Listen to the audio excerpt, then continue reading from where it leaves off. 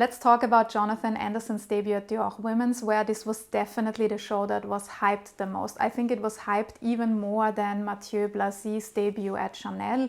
Everybody was talking about it, and this is due to Jonathan Anderson. He has built up quite a following. The fashion critics and the fashion press love him, and everybody was talking about it. And to be perfectly honest with you, I was not surprised that the critics and the press loved it. I could already tell even before the show that this would be the feedback, but I was surprised that then the comments online were actually quite polarizing. And I have to admit, I'm not a big fangirl of Jonathan Anderson. I appreciate what he has done for Loewe, the brand, whether I like the designs or not, but I was also ready for something new at Dior after Maria Grazia Chiuri left. So let's take a closer look what this very hyped collection really was about. Just before I start, I need to do some housekeeping here. This is a non-sponsored post. I'm just sharing my personal opinion and my research here. Everything I say is alleged and for entertainment purposes only. I'm not gonna lie, I was curious and maybe a bit biased, because if there is a very big hype around something, already in advance, I'm always a bit skeptical. Will the people like the designs, or will they like the show and the collection because of the person? So I applied a wait and see approach. Of course, I have been following his work at his own label, but also at Loewe. And I do want to give him credit for what he achieved at Loewe from a business perspective, because it was a relatively unknown Spanish leather brand. He put it on the map, not only with his puzzle bag, but also his designs, whether we like them or not, but I want to give him credit for that. And another thing that he managed to do, which I also think is worth mentioning, is that he managed to build up a real following, a tribe. I would sometimes even call it a cult, but in times like today where fashion is so fast and creative directors change so much, he actually managed to establish himself as a personality in fashion, and I want to give him credit for that, even though I'm probably not the typical Loewe girl. We already got a sneak peek of some potential designs of the Runway show before on the red carpet, and I have to say, when I saw them, I was not even underwhelmed. I did not know what to do with it.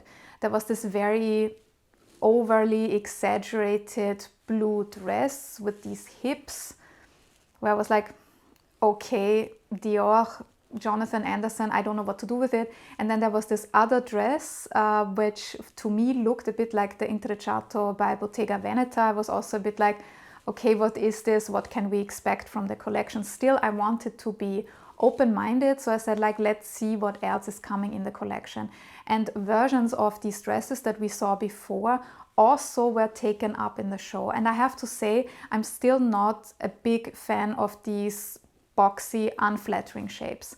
Maybe I'm a bit conservative, but I apply the same approach in art as I do in fashion. I have to see something and I have to like it, and I also want to see that somebody can look good in it. So if something for me is rather unflattering, I'm not a big fan of it. I know there are some people who want to play with silhouettes, who appreciate that, and this is probably who he designed it for. I have to say, I like the dresses. If we took out that weird part in the bottom, I think it could be quite an interesting dress in black, for example. There are also reports that John Galliano informally also talked to Jonathan Anderson before he did the collection, and I actually appreciate that Jonathan Anderson was also in touch with him, that they exchanged ideas. And obviously Galliano gave him the advice to not kick into the archives too much, work with them. And yes, Jonathan Anderson did work with the archives. We can see clearly that he took up some house codes. And again, I'm saying this, I'm repeating myself from other videos. Knowing the archives and working with them, if you're the creative director of a heritage brand like Dior, is something that we can assume from a creative director. For me, it then becomes interesting where I say, okay, what does this person do with the house codes or with the heritage? Is it too literal, or does this person manage to take this heritage and put a twist on it and take it a step further? And throughout this collection we can see it. Anderson worked with the archives and he took up some details. For example, what we see a lot is the bow, which is very much Christian Dior. We also know that he loved to work with bows. Also when we think of the Miss Dior perfume, we see also a small bow on top. So this is something that is a nod to Monsieur Dior himself. So already the first look incorporated this. We see the bows at the top and at the bottom, and they form kind of this line where we have also kind of the fabric ruffled. And this is actually a reference of Dior's new look, the shape of the new look, but there's a difference. Jonathan Anderson does not work with corsets, and we can clearly see that here because the waistline here is much broader. So I appreciate that he has this idea. I also appreciate that he's not a big fan of the corset, because neither am I. The thing that did not work for me here was when the model moved, this dress looked kind of like stiff. It looked a bit difficult to move in, and then it actually goes against what Anderson tries to achieve, in my opinion, because if he wants to allow more freedom of movement, at least getting rid of the corset, why does he then give us a dress that's kind of like difficult to move in? So for me, this garment did not really click, it did not work, and especially as the first look of the collection. And just one point that I want to make here: yes, it's interesting if designers reference the archives, but there needs to be something new, and only referencing the archives is not enough. This is my view about, for example, Dario Vitale now at Versace. I also said this about Maria Grazia Chiuri, who knew the archives really well. And I like Maria Grazia Chiuri as a designer. I just don't think that Chiuri at Dior always was the best match. So I'm still rooting for her to run her own label. So let's see what's going to happen. And ahead of the show, we saw another interpretation of a new look dress that also incorporated a big bow in the front. It was actually a reinterpretation of a dress from the Fall/Winter 1954 collection. I think it's nice. I also like how he tweaked it a bit, that it's not too literal. It is a pretty dress, maybe a bit forgettable, but it shows that he also incorporated the bow again. And throughout the collection, we see the use of the bows also, for example, on mini skirts, but also on blouses. So I think it was a nice detail. It was probably nothing groundbreaking, and we could also expect that if he works with the archives. And of course, if we talk about archives and iconic designs, what comes to mind at Dior? It's the bar suit. And it's probably no surprise that also Jonathan Anderson took up the bar suit, probably also because every single creative director had their take on this bar suit. In my video about Maria Grazia Chiuri, I said it already, I think we have seen enough of this bar suit. I'm okay with it if he gave us this bar suit now and then he moves on, but please don't make me see hundreds of different interpretations of this jacket. We really have seen enough. And I also have to say here, I'm very honest here, and I can already see the comment section, but this is my point of view. So many people were raving about this interpretation. I actually absolutely don't like it. No matter the body type, this jacket will never look great. It's boxy, it's too short. Yes, I know it's from the bar jacket, but still this doesn't make it great. So I am not a fan of this reinterpretation. I understand the idea. It's the bar jacket, which is heavily tailored around the waist, and now it's the bar jacket without the corset. I get it. This still doesn't make me like it. He also referenced another icon, the Junot dress, which I have also talked about in multiple of my videos. Again, it is a beautiful, iconic dress. Also the Venus, the sister dress, they are beautiful, but I think we have seen enough of these reinterpretations. What I did like here was his approach. It was a dress that did not look like that original dress. It was a contemporary version, and then you had the shapes of the Junot. So I think this was quite nice. I also really like the details. They were really intricate. We can see, even though it's ready to wear, this is a nod to haute couture. So I very much appreciated this. At the same time, the style of this dress and some other dresses with the black ribbons, for example, were kind of Chanel-esque, and this was my first view. I looked at it and I was like, this could be Virginie Viard for Chanel. And then I saw the comments of other people online. I was like, okay, I was not the only one who saw it. To be fair, even though it has this Chanel influence, these were garments that I actually found quite nice, and they are ready to wear. Whether we like the particular color or how they were styled, that's a different story. I really appreciated that Anderson did not only work with the archives of Christian Dior himself, he also referenced his predecessors. So I think this was quite a nice idea. Again, how it was carried out, I'm sometimes a bit underwhelmed. So for example, we have this reference here of a Galliano design from 2005. When we look at the original, very much Galliano. We have the transparent fabric, also we have the glam. It kind of is something that if you enter the room in something like this, if you dare to wear this, people would look at you. And Jonathan Anderson gives us a contemporary version with his waistline.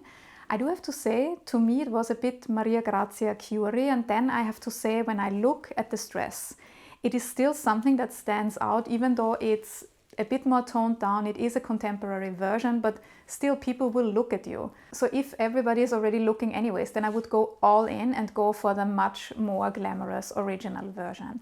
There was also a black version of it, and I appreciated it not necessarily for the design itself. It was more for the use of the Chantilly lace, because it put the spotlight on the craftsmanship of France. Chantilly lace is very intricate. It takes a lot of time to make. So I appreciated that this was also emphasized by the brand. And one of the highlights for me, even though it's a detail that not many people may notice, was actually the shoes, because Jonathan Anderson paid tribute to Roger Vivier, who collaborated with Dior, and he modernized the shoes. And I have to say, I really like that black one with this fan shape in front. This is definitely a shoe that I would look at and would buy. But then there were quite a few things where I have to be honest, I had a lot of issues with them. So there was this reinterpretation of Yves Saint Laurent's fall 1959 look. When you know the original, yes, there's still a veil across her face, but it looks kind of light, it looks easy, and the whole outfit makes sense. And then I see this and I'm just like, what happened? First of all, the veil is much more present than in the original. Fine, maybe he wants to make a statement. I could forgive him for this. But then also this weird hat that I saw on so many of the outfits. I'm thinking like, who is going to wear this hat and what is Dior about it? Yes, it's avant-garde, maybe it's Jonathan Anderson, and we're mixing something. And then I look at the overall styling of this, and I have to say, if this had been Virginie Viard for Chanel, people would have crucified her for the styling. And then also these shoes, the flowers. Yes, I get the link, it's easy. Christian Dior loved flowers. Okay, I get it. But can we make it look nice at least? Maybe it's fashion forward and I don't get it. Please let me know in the comments below if you have a different view. But I found the styling across this collection not only questionable, as I have to be honest here, I just sometimes found it ugly.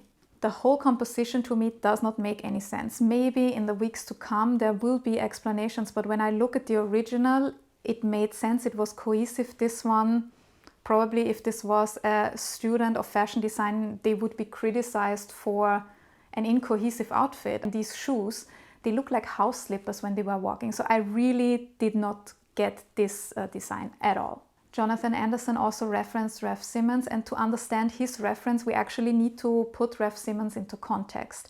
He was succeeding John Galliano, so this megalomaniac, uber glamorous John Galliano, who so many people loved, but also so many people actually hated. Raf Simons then was the antidote. It was very much toned down. It was also maybe a different fashion trend at the time, because this was after 2008, after the economic crisis started. So a lot of people were looking for simpler outfits. We had Celine, Phoebe Philo, a very new movement, we could say, a simpler movement. And today, when we look at the Raf Simons designs, they might feel, compared to also Maria Grazia Chiuri or what we see now, they feel a bit toned down. So just to put this into the context.